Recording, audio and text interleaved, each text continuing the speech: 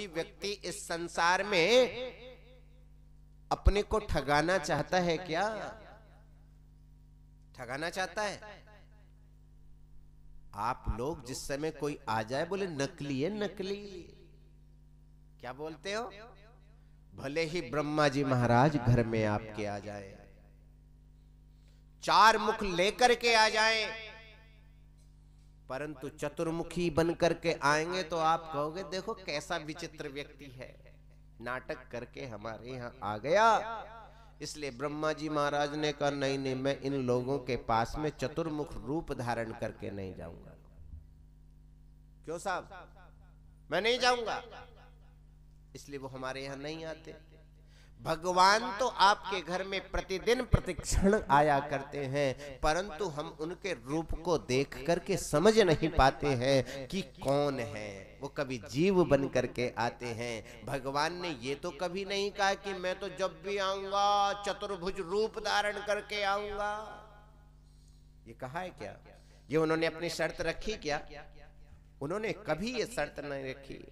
उन्होंने कभी कभी शूकर में आऊंगा, कभी जलचर बन के, कभी थलचर बन के, कभी नवचर बन करके आपको दर्शन देने के लिए, आपका प्रेम लेने के लिए मैं बन करके आ जाऊंगा।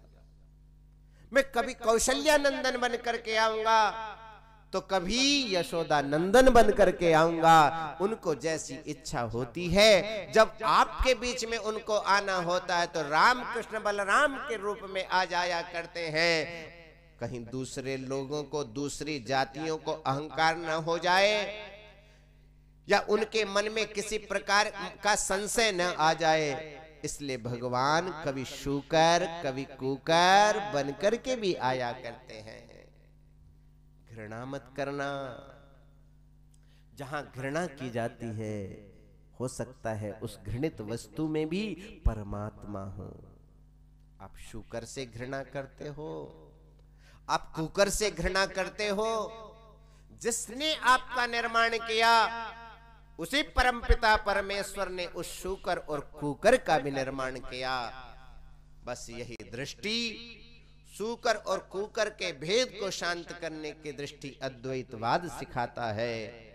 परंतु चर्चा करना जितना सरल हुआ करता है, जीवन में उतारना उतना ही कठिन हुआ करता है, उतना ही कठिन हुआ करता है।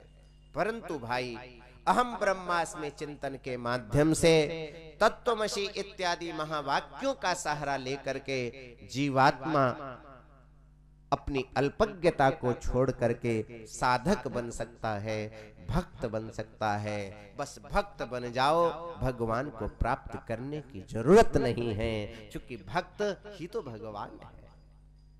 भक्त के अंतःकरण में जो परंपरा चलेगी, जो भावना जागृत होगी, वो अपने कल्याण के लिए नहीं, वो स्वार्थ की भावना को परिपूर्ण करने के लिए नहीं, अपितु परमार्थ के लिए होगी, व्यष्टि समष्टि के कल्याण के लिए होगी। बोलो आनंद कंद श्री कृष्ण चंद्र भगवान की।